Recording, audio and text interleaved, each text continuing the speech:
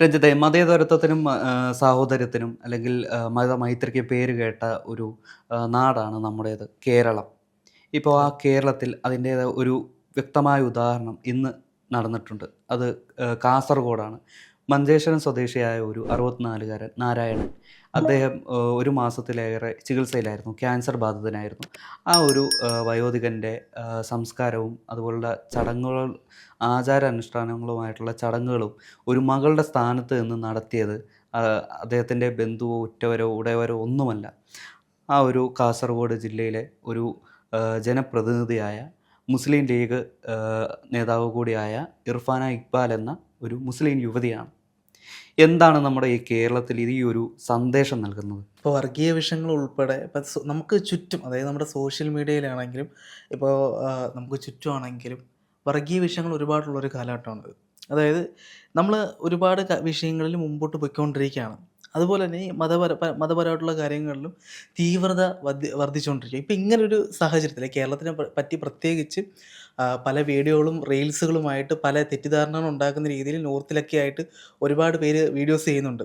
2-3 ഇപ്പോൾ 2-3 വർഷം മുമ്പ് ബസ്സിൽ നടന്ന ഒരു ഇൻസിഡൻറ്റ്. അതിനകത്ത് കുറച്ച് വിദ്യാർത്ഥികൾ, പറുദയിട്ട വിദ്യാർത്ഥികൾ ബസ് തടഞ്ഞ്, അതായത് ബസ് ഇവർക്ക് നിർത്തുന്നില്ല. അപ്പോൾ ആ സ്റ്റുഡൻസ് ബസ് തടഞ്ഞ് അതിനകത്ത് ഒരു പ്രശ്നം ഉണ്ടാക്കുന്ന ഒരു വീഡിയോ ഉണ്ടായിരുന്നു, റീലുണ്ടായിരുന്നു. ഒരു 2023 റീൽ. അപ്പം അതിനകത്തൊരു സാരി ഉടുത്ത സ്ത്രീയും അതിനകത്തുണ്ടായിരുന്നു. അപ്പോൾ ഇത് ഫുൾ അവരുടെ കാലിനെന്തോ ചവിട്ടിയപ്പോഴത്തേക്കും അവർ അങ്ങോട്ടും ഇങ്ങോട്ടും സംസാരിച്ചു. അത് വേറൊരു വാക്ക് കേൾക്കും. പക്ഷേ ഇത് മതത്തിൻ്റെ പേരിൽ നോർത്തിലും അവിടെ ഇവിടെയൊക്കെയായിട്ട് പലപ്പോഴായിട്ട് ചർച്ച ചെയ്തിട്ടുണ്ട്. അപ്പോൾ ഇങ്ങനെ ഒരു കേരളത്തെ പറ്റി ഇങ്ങനൊരു മിസ്ലീഡ് കൊടുക്കുന്ന സാഹചര്യത്തിൽ ഇവിടെ എന്താണ് ശരിക്കും നടക്കുന്നത് എന്നുള്ളതിന് ഏറ്റവും വലിയൊരു തെളിവാണിത്. അതായത് 64-കാരനായ നാരായണൻ മഞ്ചേശ്വരം സ്വദേശിയാണ്, കാസർഗോഡ്. ഇദ്ദേഹം ക്യാൻസർ ബാധിതനായിരുന്നു. വായിലായിരുന്നു ക്യാൻസർ, മൗത്ത് ക്യാൻസർ ആയിരുന്നു. അപ്പോൾ അദ്ദേഹത്തിൻ്റെ ഉറ്റവരും ഉടയവരും അദ്ദേഹത്തിന് 2 ഭാര്യമാരും മക്കളും അദ്ദേഹം വിശ്വസിച്ച ഒരു പ്രസ്ഥാനവും ഉണ്ടായിരുന്നു. ആ പ്രസ്ഥാനങ്ങളും അല്ലെങ്കിൽ ഇതുപോലെ എല്ലാ ബന്ധങ്ങളും വിട്ടൊഴിഞ്ഞ അദ്ദേഹം തെരുവിലായിരുന്നു, അല്ലെങ്കിൽ കടത്തിണ്ണയിലായിരുന്നു കുറേ നാൾ താമസിച്ചിരുന്നത്. അതെ, ഭാര്യയും മക്കളൊക്കെ ഉണ്ടായിരുന്നു. അതെ, 2 ഭാര്യമാരും മക്കളും അതുപോലെ അദ്ദേഹം വിശ്വസിച്ചിരുന്ന ഒരു സംഘടന. ആ സംഘടന ഏതാണെന്ന് ഞാൻ പറയുന്നില്ല.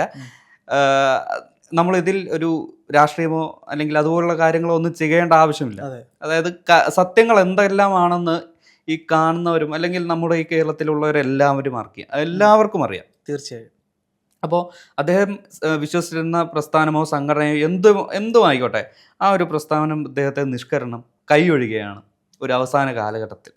അപ്പോൾ കടത്തിണ്ണയിൽ കിടന്ന് ഭക്ഷണം പോലും കഴിക്കാതെ, അല്ലെങ്കിൽ ഈ ഒരു ക്യാൻസർ ബാധിതനായ ഒരു പ്രായമായിട്ടുള്ളൊരു മനുഷ്യന് ഒരു മരുന്ന് പോലും ലഭിക്കാതെ ഒരു ഗുരുതരാവസ്ഥയിലായിരുന്നു അദ്ദേഹം കുറേ നാൾ. അപ്പോൾ ഈ ഒരു ജനപ്രതിനിധിയുടെ അല്ലെങ്കിൽ ഈ ഒരു ജില്ലാ പഞ്ചായത്ത് അംഗത്തിൻ്റെ ഒരു സഹപ്രവർത്തകൻ അല്ലെങ്കിൽ ആ ഒരു ഗ്രാമപഞ്ചായത്ത് അംഗമാണ് ഇവർക്ക് ഒരു വിവരം അറിയിക്കുന്നത്. ഇതുപോലെ ഒരു വയോധികൻ ഗുരുതരാവസ്ഥയിൽ കടത്തിണ്ണയിൽ അനാഥമായി കിടക്കുന്നു.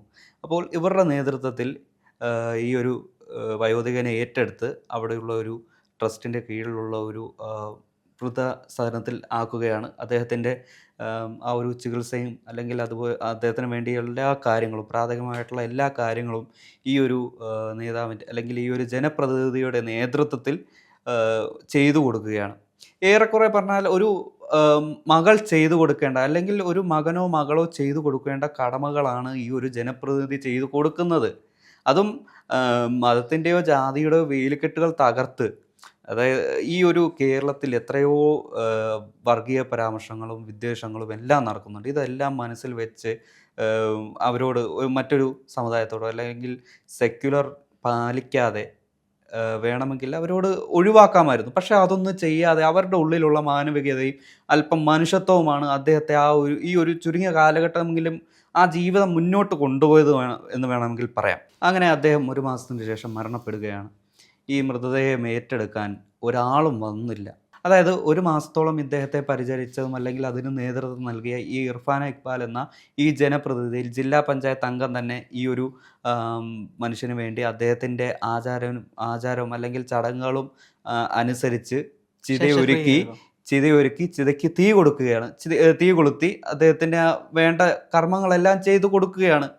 അപ്പോൾ ഇതാണ് അവിടെ ആ ഒരു കാസർഗോഡ് ജില്ലയിൽ ഇപ്പോൾ സംഭവിച്ചത്. ഏറ്റവും അവസാനമായി കേരളത്തിലേക്ക് എത്തുന്നത്. ഇതാണ് നമ്മുടെ ഈ കേരളത്തിലെ മതമൈത്രി അല്ലെങ്കിൽ മാനവികതയുടെയും അല്ലെങ്കിൽ മനുഷ്യത്വത്തിനും പര്യായമായി അവസാനമായി വന്ന ഒരു കേരള സ്റ്റോറി. അതല്ലെങ്കിൽ ആ ഒരു കേരള സ്റ്റോറിയുടെ അവസാനം വന്ന നമ്മുടെ കേരളത്തിൽ നിന്ന് വന്ന ഒരു എപ്പിസോഡ്. ഇപ്പോൾ ഒരുപാട് ഹൈന്ദവ സംഘടനകളുണ്ട്. അങ്ങനെ ഇപ്പോൾ ഇതിന് വേണ്ടി പ്രവർത്തിക്കുന്ന ഹിന്ദു ഉണരണം എന്നൊക്കെ പറഞ്ഞ് പ്രവർത്തിക്കുന്ന ഒരുപാട് ആൾക്കാരുണ്ട്. എന്തുകൊണ്ട് ഇങ്ങനെയുള്ള ആൾക്കാരിലേക്ക് ഇവരെത്തുന്നില്ല? അതായത് ഇപ്പോൾ ആർക്കാണോ ഇവരെ കൊണ്ട് ആവശ്യം അവർക്കാണ് ഈ പ്രയോജനങ്ങളൊക്കെ എത്തേണ്ടത്. അപ്പോൾ അങ്ങനെ ഒരു സംഘടനകളൊക്കെ ഉണ്ടെങ്കിൽ ഇതുപോലുള്ള ആൾക്കാരിലേക്ക് അവരുടെ കണ്ടെത്തണം എന്നുള്ളതാണ്. അപ്പോൾ അത് എത്താത്ത പക്ഷം അത് ഏറ്റെടുത്തി ഒരു മകളുടെ സ്ഥാനത്ത് നിന്ന് അത് ചെയ്തു കൊടുക്കുക എന്ന് വെച്ച് കഴിഞ്ഞാൽ അതും ഈ ഒരു സാഹചര്യത്തിൽ അത് വളരെ വലിയൊരു കാര്യമാണ്. ഉം. അതായത് നമ്മുടെ കേരളത്തിൽ പലരും അല്ലെങ്കിൽ എന്താ പറയുക, നമ്മുടെ സമൂഹത്തിൽ ഉം. ഓരോ സമുദായത്തിൻ്റെതായിട്ടുള്ള ഒരുപാട് സമുന്നതരായിട്ടുള്ള നേതാക്കളുണ്ട്. അവരിൽ നിന്നും ഒരു നല്ല വാക്കുകളൊന്നും നമ്മുടെ സമൂഹത്തിലേക്ക് അല്ലെങ്കിൽ അവർ പ്രതിനിധാനം ചെയ്യുന്ന ഒരു സമുദായത്തിലേക്കോ അല്ലെങ്കിൽ ആ സംഘടനയുമായി ബന്ധപ്പെട്ട ഒരാളിലേക്കോ ഒരു മെസ്സേജോ അല്ലെങ്കിൽ ഒരു സന്ദേശമോ എത്തിയിട്ടില്ല ഇതുവരെ. കാരണം അവർ എപ്പോഴും ശ്രമിക്കുന്നത് 2 വിഭാഗങ്ങളിൽപ്പെട്ട മനുഷ്യരെ തമ്മിൽ അല്ലെങ്കിൽ തമ്മിൽ തല്ലിക്കാനാണ്. അതെ, അല്ലെ? തീർച്ചയായും. അതായത് അതെ, അതായത് എനിക്ക് ചില ഒരു പ്രമുഖ ഒരു നേതാവുണ്ട്. ഹിന്ദു ഉണരണം അല്ലെങ്കിൽ ഹിന്ദുവിൻ്റെ എല്ലാ അവകാശത്തിനും വേണ്ടി സംസാരിക്കുന്നു. അല്ലെങ്കിൽ ഹിന്ദുക്കളെ അങ്ങനെ ആകണം, ഇങ്ങനെ ആവണം, ഹിന്ദുക്കളെല്ലാം ഒറ്റക്കെട്ടാണ് എന്ന രീതിയിലുള്ള സംസാരിക്കുന്ന ഹൈന്ദവ സമുദായത്തിന് വേണ്ടി ഘോരം പ്രസംഗിച്ചിരിക്കുന്ന ഒരാൾ ഇതുപോലുള്ള നേതാക്കന്മാരൊന്നും ഈ ഒരു നാരായണനോ അല്ലെങ്കിൽ നാരായണനെ പോലെ കടത്തിണയിൽ കഴിയുന്ന സാധാരണക്കാരെയോ ഒന്നും കാണുന്നില്ല. കാരണം അവർ കാണുന്നത് മുഴുവൻ പച്ചയായ വർഗീയതയാണ്. അതെ. അതായത് അവർ ശത്രുസ്ഥാനത്ത് കാണുന്ന ആ ഒരു സമുദായത്തിനെ എങ്ങനെയും നശിപ്പിച്ചില്ലാതാക്കണം എന്നുള്ളൊരു വർഗീയ അജണ്ടയോടെ പ്രവർത്തിക്കുന്ന ഒരു കൂട്ടരാണ്. ആ കൂട്ടർക്കൊന്നും ഇതുപോലുള്ള സാധാരണക്കാരുടെ നീറുന്ന പ്രശ്നങ്ങൾക്കൊന്നും പരിഹാരം കണ്ടെത്താനോ അല്ലെങ്കിൽ അവരെ ചേർത്ത് പിടിക്കാനോ സാധിക്കുന്നില്ല. അതെ. ഇപ്പോൾ ഇതിൻ്റെ കൂടെ ഞാൻ പറഞ്ഞു പോകുന്നതാണ്. ഇപ്പോൾ വെള്ളാപ്പള്ളി നടേശനായാലും അല്ലെങ്കിൽ ഈ ഒരു KP ശശികലയായാലും അല്ലെങ്കിൽ ഈ കൃഷ്ണരാജ് എന്നുള്ളൊരു അഡ്വക്കേറ്റ് ഉണ്ട്. ഇതുപോലുള്ള ഹിന്ദു സമുദായത്തിന് വേണ്ടി ഘോരം പ്രസംഗിക്കുന്ന അല്ലെങ്കിൽ ഈ ഹിന്ദുവിൻ്റെ അട്ടിപ്പേർ അവകാശം ഞങ്ങൾക്കാണ് എന്ന് അവകാശപ്പെടുന്ന ഒരു കൂട്ടം ആളുകൾ ഉള്ളപ്പോഴാണ് അവരുടെ മുന്നിൽ വെച്ചാണ് ഈ കാസർഗോഡുള്ള ജില്ലാ പ്രതിനിധിയായ ഇർഫാന ഇക്ബാൽ ഇങ്ങനെ ഒരു പ്രവൃത്തി ചെയ്തിരിക്കുന്നത്. ഇത് എനിക്ക് തോന്നുന്ന ഒരു സംഭവം എന്താണെന്ന് വെച്ചാൽ നമ്മൾ ശരിക്കും പറഞ്ഞു കഴിഞ്ഞാൽ ഇങ്ങനെ മതം പറയുന്നതാണ് ഒരു വർഗീയത എന്ന് പറയുന്നത്. അതായത് ഇപ്പം മുസ്ലിമായ ഒരു പെൺകുട്ടി ഇത് ചെയ്തു, മുസ്ലിമായൊരു പെൺകുട്ടി ഇങ്ങനെ ചെയ്തു, അത് ഹിന്ദുവിന് വേണ്ടി ചെയ്തു. ഇത് ഒരർത്ഥത്തിൽ നോക്കുമ്പോഴത്തേക്കും നല്ല കാര്യമായിട്ട് നമുക്ക് ഫീൽ ചെയ്യും. പക്ഷേ ഇത് ഇത്രയും പൊക്കി പിടിച്ചടക്കുമ്പോഴാണ് അതെന്തോ വലിയൊരു കാര്യമായിട്ട് ഫീൽ ചെയ്യുന്നത്. ശരിക്കും നമ്മൾ അങ്ങനെ ചിന്തിക്കേണ്ട ഒരു ആവശ്യമില്ലെന്നുള്ളതാണ്. അതായത് ഇപ്പോൾ ഒരു ഹിന്ദു ആയിക്കോട്ടെ, ക്രിസ്ത്യൻ ആയിക്കോട്ടെ, മുസ്ലിം ആയിക്കോട്ടെ, എല്ലാവരും മനുഷ്യരാണ്. എല്ലാവർക്കും ഇപ്പോൾ പറഞ്ഞ ക്യാൻസർ ഉണ്ടാണ് മരിച്ചത്. ക്യാൻസർ ആർക്ക് വേണമെങ്കിലും വരാം. മരണം എല്ലാവർക്കും ഉള്ളതാണ്. അപ്പോൾ ഇത് അങ്ങോട്ടും ഇങ്ങോട്ടും ചെയ്യുന്ന സമയത്ത് ഒരു മുസ്ലിം അത് ചെയ്തു അല്ലെങ്കിൽ ഒരു ഹിന്ദു അതങ്ങനെ ചെയ്തു, ഇങ്ങനെ പറയുന്നതിനോടാണ് എനിക്ക് തോന്നുന്നത്. ഞാൻ പണ്ടോട്ട് ശ്രദ്ധിക്കാറുള്ളതാണ്. പണ്ടെന്ന് വെച്ചാൽ കുറച്ച് കാലം മുമ്പാണ് ഇങ്ങനെ വന്നു തുടങ്ങിയത്.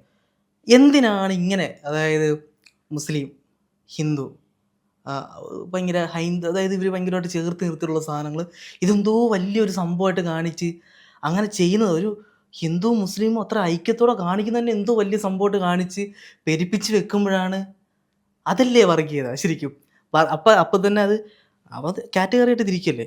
ഹിന്ദു മുസ്ലിം അവരൊന്നിക്കുന്ന ഒരു അപൂർവ സംഭവമാണ്, അല്ലെ അങ്ങനെ ചെയ്യുന്ന ഒരു ഭയങ്കര കാര്യമാണ്. ശരിക്കും പറഞ്ഞാൽ അതൊന്നും ഇല്ലാതെ നമ്മളങ്ങനെ ഹൈലൈറ്റ് ചെയ്യേണ്ട ആവശ്യമില്ല. ഒരു ഹിന്ദു അല്ലെങ്കിൽ മുസ്ലിം, ക്രിസ്ത്യൻ എന്തോ ആയിക്കോട്ടെ, പരസ്പരം അങ്ങോട്ടും ഇങ്ങോട്ടും ഹെൽപ്പ് ചെയ്യുക. ഇപ്പോൾ അവരുടെ സമുദായം, മതം എന്നുള്ളതൊക്കെ അവിടെ നിന്നോട്ടെ. അതിനപ്പുറം മനുഷ്യത്വം, മാനവികത എന്ന് പറഞ്ഞ സംഭവമുണ്ട്.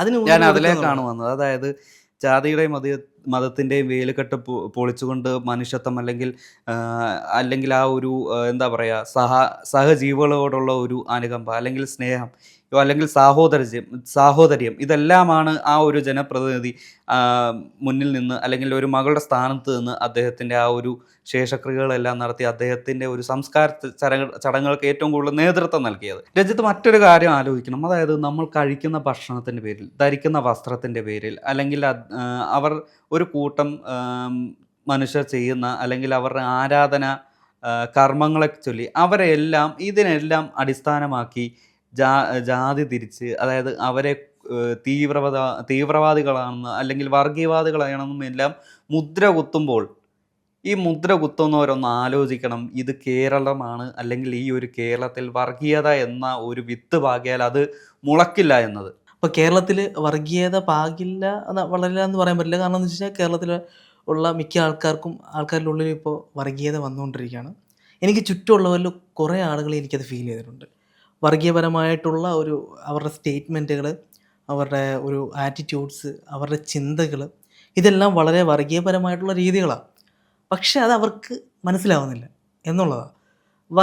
ഇപ്പം എനിക്ക് തോന്നുന്നതെന്ന് വെച്ച് കഴിഞ്ഞാൽ കേരളത്തിലും സോഷ്യൽ മീഡിയ ഇപ്പോൾ എല്ലായിടത്തും ഇൻഫ്ലുവൻസ്ഡ് ആണല്ലോ, കേരളത്തിലും ഇത് ബാധിച്ച് തുടങ്ങിയിട്ടുണ്ട് എന്നുള്ളതാണ്. പക്ഷേ ഈ രഞ്ജിത്ത് പറഞ്ഞ ആ ഒരു ആശയത്തോട് ഞാൻ എതിർക്കുകയാണ്. കാരണം ഈ ഒരു തിമിരം ബാധിച്ചാലും അത് അല്ലെങ്കിൽ അതിൽ നിന്ന് ക്യൂറാകാൻ, അല്ലെങ്കിൽ അതിൽ നിന്ന് മുക്തമാകാൻ നമ്മുടെ ഈ ഒരു കൂട്ടം മനുഷ്യർക്ക്, അല്ലെങ്കിൽ ഒരു കൂട്ടം നന്മയുള്ള മനുഷ്യർ തിങ്ങിപ്പാർക്കുന്ന നമ്മുടെ ഈ കേരളത്തിൽ അതിന് സാധിക്കുമെന്നാണ് എൻ്റെ ഒരു വിലയിരുത്തൽ. കാരണം ഈ ഒരു ജാതിയുടെയോ മതത്തിൻ്റെയോ അല്ലെങ്കിൽ കഴിക്കുന്ന ഭക്ഷണത്തിൻ്റെയോ അല്ലെങ്കിൽ ഉടുക്കുന്ന വസ്ത്രത്തിൻ്റെയോ എല്ലാത്തിൻ്റെയും പേരിൽ ഒരു വർഗീയത കുത്തിപ്പൊക്കുന്നവരെ ബഹുദൂരം പിന്നിലാക്കുന്ന, അല്ലെങ്കിൽ 7 അടി അകലത്തിൽ നിർത്തുന്ന ഒരു സംസ്ഥാനമാണ് നമ്മുടെ കേരളം. അതുപോലെയാണ് നമ്മൾ ചെറുപ്പം മുതൽ ശീലിച്ചു വരുന്നത്, അല്ലെങ്കിൽ അതുപോലെയായിരിക്കും നമ്മൾ മുന്നോട്ടും പോകുന്നത്.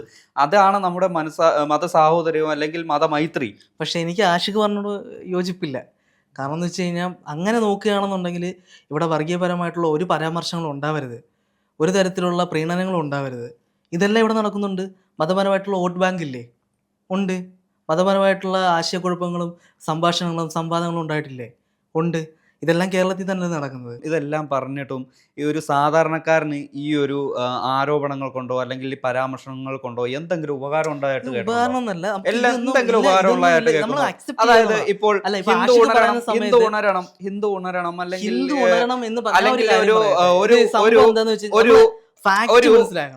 ഒരു വിഭാഗത്തെ വർഗീയതയുടെ നിഴലിൽ നിർത്തി അകറ്റി നിർത്തുമ്പോൾ അവർ സ്വാർത്ഥ താല്പര്യം മാത്രമാണ് അവരവിടെ ആകെ അവരുടെ സ്വാർത്ഥ താല്പര്യങ്ങൾ മാത്രമാണ് നോക്കുന്നത്. സ്വാർത്ഥ താല്പര്യങ്ങൾ നമുക്ക് എങ്ങനെ പറയാൻ സാധിക്കും? എനിക്ക് അത് മനസ്സിലാവുന്നില്ല. ഈ രാജ്യത്ത് പോട്ടെ, കേരളത്തിൽ എത്ര ശതമാനം ഹിന്ദുക്കളുണ്ട്? ഏകദേശം പകുതി, എനിക്ക് തോന്നുന്നു 55% മുകളിലുണ്ട് ഹിന്ദുസ്. മിക്ക ആൾക്കാരും, ഇടതുപക്ഷം എന്ന് പറയുന്ന മതേതര പാർട്ടിയിലെ ഏറ്റവും കൂടുതൽ ആൾക്കാർ ഹിന്ദുക്കളാണ്, അല്ലേ? അതെ. അതായത് മതം വേണ്ട, മതമില്ല എന്ന് പറഞ്ഞ് നടക്കുന്നത്. ഇപ്പോൾ മുസ്ലിംസ്, ക്രിസ്ത്യൻസിനെയൊക്കെ ഞാൻ ഇടതുപക്ഷത്തിലുള്ളത് കണ്ടിട്ടുണ്ട്. പക്ഷെ അവരാരും അവരുടെ മതം വേണ്ട, ഭക്തിക്കെതിരല്ല, അമ്പലങ്ങൾക്കെതിരല്ല. പക്ഷേ ഹിന്ദുക്കൾ അതിൽ വരുന്ന സമയത്ത് മാത്രം ഇവരൊക്കെ അതിനെതിരായിരിക്കും. അപ്പോൾ അങ്ങനെ മതം വേണ്ട എന്ന് പറയുന്ന ഭൂരിപക്ഷം ആൾക്കാർ ഹിന്ദുക്കളിലുണ്ട്.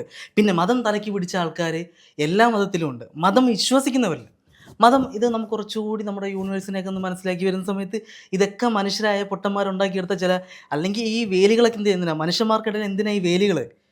എന്തിനാ ഈ മതിൽക്കെട്ടുകൾ? എന്തിനാ മനുഷ്യന്മാർക്കിടയിൽ? എല്ലാം ഒരു സ്പീഷ്യസ് അല്ലേ? അപ്പോൾ അതിൻ്റെ ആവശ്യമില്ലല്ലോ.